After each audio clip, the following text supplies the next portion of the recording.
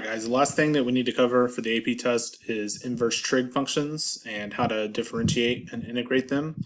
So this lesson is going to focus on differentiation as well as some review material over what these functions are. So that's what we're starting with here. So you learn two different notations for inverse trig. These are used interchangeably, so you need to be familiar with both. So if I were to say the inverse of cosine, you could say either arc cosine or cosine to the -1 power. I tend to like the arc better because the -1 power could be misinterpreted as an actual -1 exponent instead of an inverse symbol, but you'll see them both. All right, it's important that you remember what the domains are for all of these functions because it's not the entire unit circle, it's only half of the unit circle. So if we're dealing with arc cosine, arc secant, or arc cotangent, then our domain is from 0 to pi.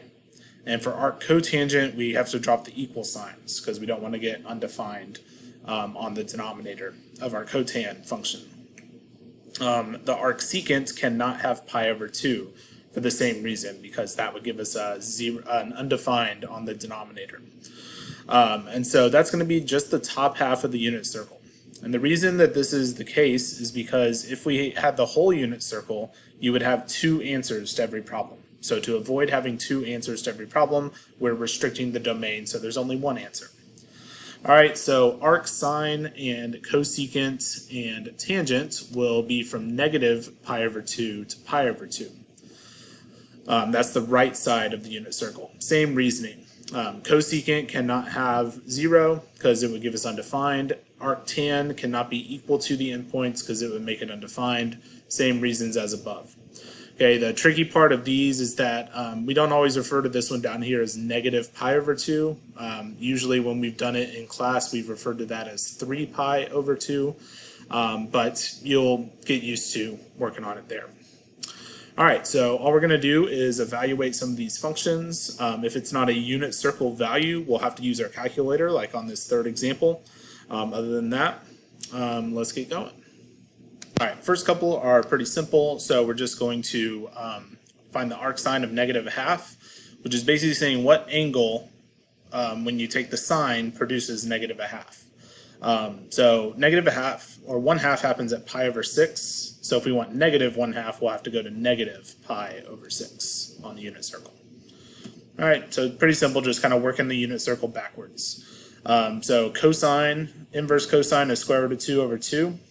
So square root of 2 over 2 happens at pi over 4, but we want the negative version. And then for cosine, remember that we're not going to -pi over 2 on cosine. We're going to, I'm trying to point at the screen, y'all can't see that. All right, we're going to right here to the, I guess that would be 3 pi over 4 right there. So that one's going to be equal to 3 pi over 4. Okay, then if they give you one that is not on the unit circle, like -0.3, you can't do that with the unit circle or in your head. You have to use the calculator. All right, so we'll pull up the calculator here. All right, you can get these trig functions from the same menu you get the other trig functions for. So we want arc tangent this time. Just type in the number. Make sure you're in radian mode. Always be in radian mode for this test. Hit enter. There's our answer. So -0.291.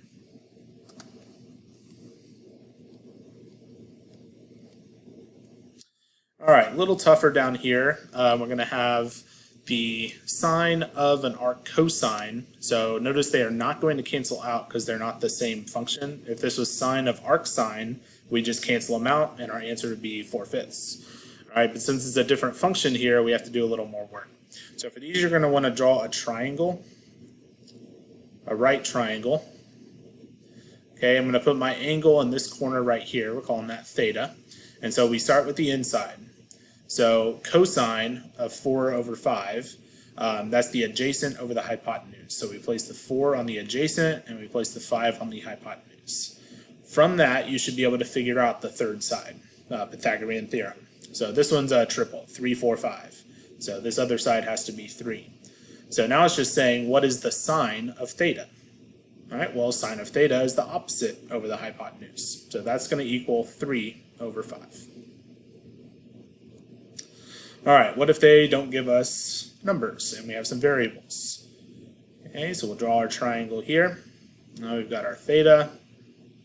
All right, so once again, we're dealing with cosine. So this is going to be adjacent over hypotenuse. And so x is the adjacent. They didn't give me a denominator. That means it's 1. So my hypotenuse is 1. All right, so to figure this out, we have a squared, so that's x squared, plus b squared, which is the part we don't know, equals c squared, which is 1 squared. All right, then just solve this equation for b. B squared equals 1 minus x squared, and then you square root both sides. So this side is equal to the square root of 1 minus x squared. All right, so now our answer to our problem is the sine of this angle, all right, which is that square root opposite divided by the hypotenuse 1, so it's just that square root of 1 minus x squared. All right, maybe pause the video and give C a try on your own, and then unpause and see how you did. All right, we're drawing our triangle here. Label our theta with a right angle. Tangent this time, that is the opposite, 3x, over the adjacent, which is 1. And so we do a little Pythagorean theorem here. This will be 1 squared plus 3x squared, which is 9x squared. And then we have to take the square root of that. All right, then we want the secant, which is the reciprocal of cosine. So cosine is adjacent over hypotenuse. The reciprocal is hypotenuse over adjacent. So it's going to be the square root of 1 plus 9x squared divided by 1, which is just the square root of 1 plus 9x squared. All right, so using a little bit of that and some calculus that we've learned, we can derive the formulas of these inverse trig functions by using implicit differentiation. So that's our next step. All right, so we're going to figure out what the derivative of arc sine is by doing an implicit derivative here. So we're going to rearrange this formula by taking the sine of both sides. So that's going to turn this into the sine of y, and then the sine of the arc sine cancels out, leaving us with just x. So now we can use calculus we've already learned to do most of the rest of this. So we take the derivative of sine of y, which is cosine of y, and then don't forget the chain rule, multiply by dy over dx, and then that's equal to the derivative of x, which is 1. We want to get dy over dx by itself, and so we get 1 over cosine of y. All right, now that is secant of y, but that's not going to help us here. So what we want to do instead is plug in what y is equal to. So I was at the original part of the problem. So I'm going to move up here. So dy over dx is equal to 1 over the cosine of the arc sine of x. All right, so now you have something that looks like what we just did on the last page, or not the last page, but right above this. So let's draw in our triangle here. There's our theta. All right, so sine is the opposite over the hypotenuse, x over 1. And so we figure out this part, and it's going to end up being the exact same thing. It's going to be 1 squared minus x squared, and the square root of that. So the square root of 1 minus x squared. All right, now we want the cosine of that. All right, well, the cosine is the adjacent over the hypotenuse. And so we can just replace this whole denominator with the square root of 1 minus x squared. That is our derivative. All right, so for our formula here with the u in there, we just apply what we just figured out here. So this is equal to 1 over the square root of 1 minus u squared. And then don't forget to multiply by du over dx, not dy. Du over dx for the chain rule. All right, if you want to give one a try on your own, pause the video and you can try this one. I would not suggest trying the third one on your own. There's some tricky stuff in that one that you probably want my help with. But this one's a good one to try on your own in a very similar process. All right, so first step would be to not multiply, but take the tan of both sides. And we end up with tan y equals x. Derivative of tangent is secant squared of y. And then don't forget to multiply by dy over dx, and that's equal to 1. All right, similarly, we can divide by secant squared, of y, and we end up with this. All right, and then we are going to want to plug in our y from the original part of our problem here. So that's 1 over secant squared of arctan of x.